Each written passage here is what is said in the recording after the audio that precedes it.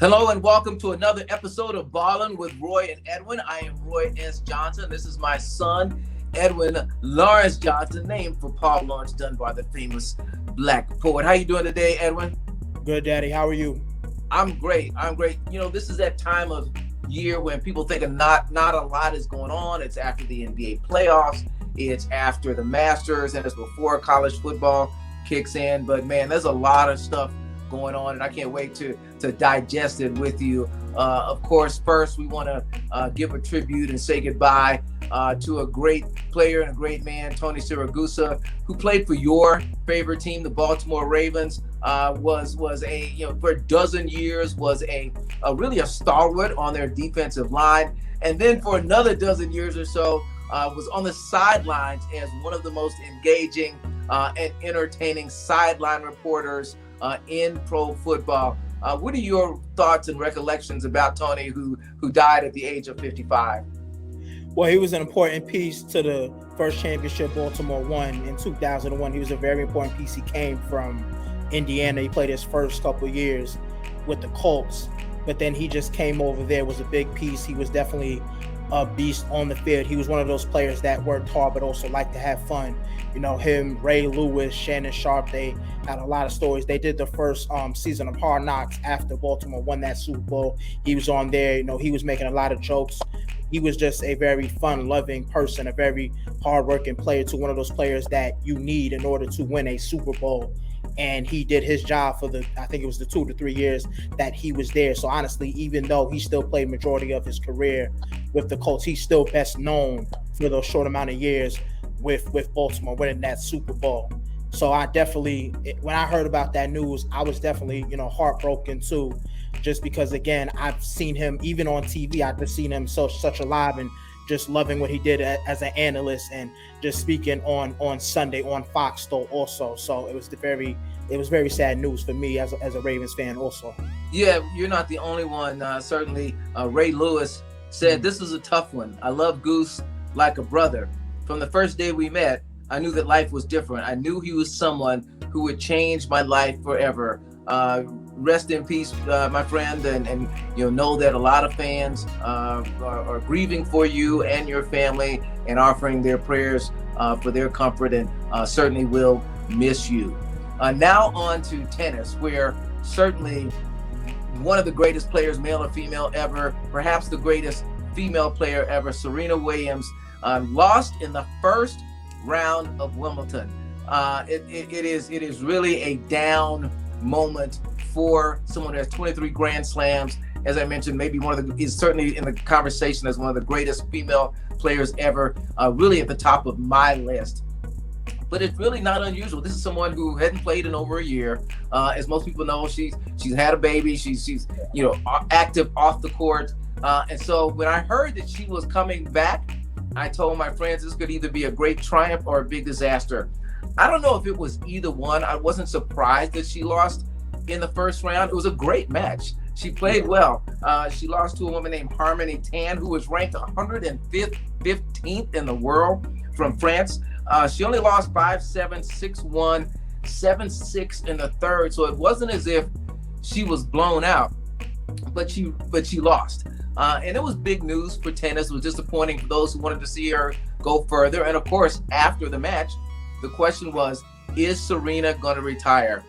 She gave a pretty cryptic answer, as most athletes do at this point in their career. I mean, how many times, Edwyn, have we seen great athletes who get close to the end and just can't really close the door until sometimes it's closed for them? Even just recently with Tom Brady, he closed the door and then he said, "Give me those keys back. I'm coming back." So for Serena, it is really the question of the moment. And when I talk to some people, the question is really commitment. I mean, here's someone who was so good, she was able to go almost to at least the semifinals of a Grand Slam in her sleep. But the key here is this: Serena Williams, and I've mentioned this before, is a mogul. She is, according to Forbes, already worth $260 million. She made last year $46 million off the court. She is as big a brand as just about any female in sports entertainment. You got Beyonce, you got Serena. You know, I mean, they're really at the top of the chain. They're at the top of the mountain in terms of female brands and moguls. So she's got a lot going on for her, and she certainly can be someone who walks off the court and right into the corner suite as a CEO, which she already is. She's on several boards. She's launched several companies. She's an investor. So it's just a matter, for me, whether she wants to put in the grind, because the days are over when she can just walk on the court and beat anybody.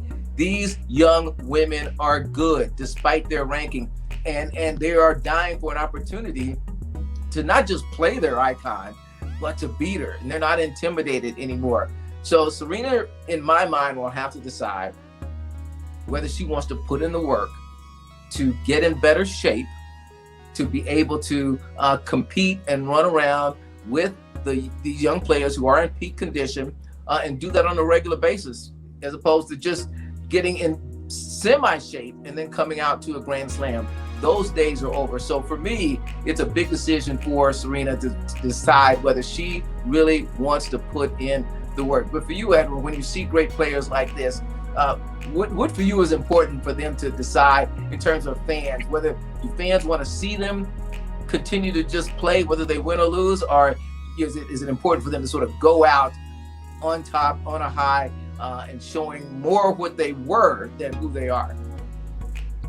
You have some fans who do want to see them continue. You have some fans that want them to go out on a high note. Me personally, I don't think she's done.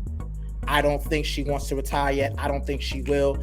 I think she can still have at least one, if not more, big match and get another trophy or championship. I don't think she is done just yet. Yes, it's like you said, does she want to commit to getting in full shape? And again, she's 40 years old. She's been in tip-top shape for a very long time, which is why she's been the best.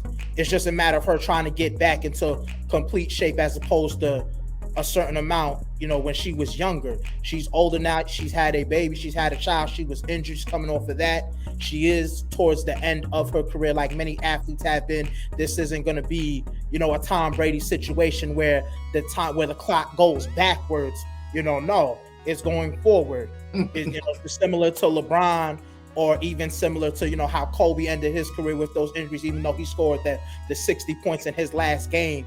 So we've all seen this before from athletes. Either way, me personally, I'm satisfied with her career, but I don't think it's over yet. I don't. Yeah, there would be no one who would say a word if she said, you know what, I'm done. And I'm like you, it could go either way. I would not be surprised if Serena says the U.S. Open in 2022 will be my last Grand Slam. So she will play on her home soil, in her home Grand Slam, and make that her final appearance on the court. I also wouldn't be surprised if she plays another 2 or 3 years, right? If she just stays out there, continues to show up, and just be Serena. So let's just wait and see what happens. But it was disappointing to see her lose in the first round, but maybe it was that first reminder to her that, maybe it's time to focus on all of these off-court ventures that she has already planted seeds for, already fruitful, and to start to become the Magic Johnson of women athletes, the Tiger Woods, the Michael Jordans, people who have just stepped out off the court and onto just right into the C-suite. So she does have the opportunity to be the first female athlete billionaire. Write it down. We both agree it's going to happen. So good luck, Serena, with your decision making. Now the NBA. We thought we were done with the NBA. We congratulated Golden State. We talked about the draft. All of a sudden, there's a flurry of movements, and that's because this week, as a matter of fact, today at 6 p.m. Eastern Time, players can begin to negotiate with teams as free agents. So we've seen a flurry of activity, including today. Breaking news today, Kevin Durant of the Brooklyn Nets has requested, they said requested, but if you say requested, it's going to be a demand, requested a trade from the Nets. That's the news of the day. And it's interesting because it comes right on the heels of a couple of memes that were kind of fun and really raised a lot of questions. Damian Lillard posted something that said, they had a photoshopped image of he and Kevin Durant in Portland Trailblazers uniforms. But then this other meme came out, Edwyn, and it had this quote. What did you think of this? He said, I'm not going to do this. He said, this is trolling. He said, ain't nobody want to play in Portland. I ain't even lying. Go ask any superstar in the league. I'd rather play in the Philippines than play with Dame. Ouch. Man, do you think this was real and that this is how Kevin Durant feels? Or is it just a game and he might end up in Portland? That wasn't the only meme I saw of that. I saw that quote a couple of times on social media. I think it was like a couple of days ago or something like that. So I believe it's real. I believe he said that. I don't know if he has a problem with Damian Lillard. I don't know. I've never heard of that. Damian Lillard is a superstar. He was on the top 75 this year. So he is somebody. He's not nobody, for one. So I feel that if that's true, that is disrespectful to him. You don't say that to a player that you want to team up with. That's for one. And even if he doesn't go to Portland, because we don't know where he's going to go, but even if he doesn't go there, he's still going to go somewhere. Now, the combination of those two, that's a good combination. Some people like, myself don't really like players teaming up like that, especially that caliber. But again, Portland, they were bad this year. For the last several years, they just continue to get worse. And CJ McCollum and Dame did not work for years. They traded CJ McCollum. I personally thought that Mark Jackson would have been perfect for that job instead of Chauncey Billups. So would they go for him? Of course they would go for him. Do I think he's going to go to Portland? No, I don't. And that's a big question, whether this is a trade that he has control over or whether the team, whether Brooklyn has the opportunity to get the best deal that it can. And what's interesting about this, with Kevin Durant saying nobody wants to play in Portland. Portland used to be one of the great NBA cities. As you know, they won the title in the 70s. That was a long time ago. But Portland was a great NBA city because it was one of those cities where you didn't have to compete with anything. There was no pro football team there. There was no baseball team. It was the Portland Trailblazers. So it was a great NBA city. It was a fun city to go to when I covered the NBA and would go through the Pacific Northwest, go through Seattle, go to the Bay Area. I haven't been there in years in terms of seeing what it's like to see a game there, whether the fans have fallen off a little bit in Portland, but it used to be one of the great NBA cities. If he went there, I certainly think it would be a revival for Portland. And I kind of hope he kind of walks it back a little bit. It would be intriguing to see them play together and not have him go, I know you like him, have him go to the Lakers or have him go to just another team that, where he's just going to be one of many, or even go back to Golden State. I would really not like to see that happen. So it'll be intriguing now that he's requested the trade, according to ESPN. We'll just have to wait and see. But I would vote to have someplace like Portland or maybe even Dallas, right, where you got a superstar there, team up there. They're a team on the rise, but we will just have to wait and see. Now, this trumped a lot of news, a flurry of potential free agents either opting in or opting out of contracts. So let's go through the list of what happened this week. In Philadelphia, James Harden turned down a $47.3 million player option on his contract. Then in Houston, John Wall's option, he picked up his option, but gave it back in a buyout. And the rumor is that he is going to join the Clippers. So once he gets his buyout, if he hasn't already, gave up $6.5 million back to get his free agency, and then he will go to the Clippers. Of course, he didn't play it all last season. Yeah. They've been doing a total reboot of that team. So this dude's going to get still, $30-some-odd million. Didn't play it all last year and probably get a great deal from the Clippers. Russell Westbrook on your Lakers picked up, no surprise here, his option, $47.1 million. Had a lot of conversation about the Lakers since their new coach joined them. Talked a lot about Russell. Russell was at the press conference. So this is not surprising. Russell Westbrook will stay in Los Angeles, barring some kind of trade. And then in Washington, Bradley Beal declined $36.4 million option, but he might sign a max deal. He might sign a 5-year max deal with Washington. He could only sign a 4-year max deal with another team. So a lot of this was just maneuvering. And then of course, there's your guy, I'm kind of joking, Kyrie Irving, who opted in at $37 million. And I think he did this because he talked about trying to find somebody place else to play. I don't know who wants Kyrie Irving right now. So Kyrie, you got $37 million on the table. You better take that. Better take that deal. I don't know where else you're going to get that. So what do you make of all of these flurries of potential free agents, and where do you think some of the cats who became free agents are going to end up? The biggest one for me is Kyrie. There's been talk about going to the Lakers. There's been talk about going to the Knicks. You probably don't like that idea.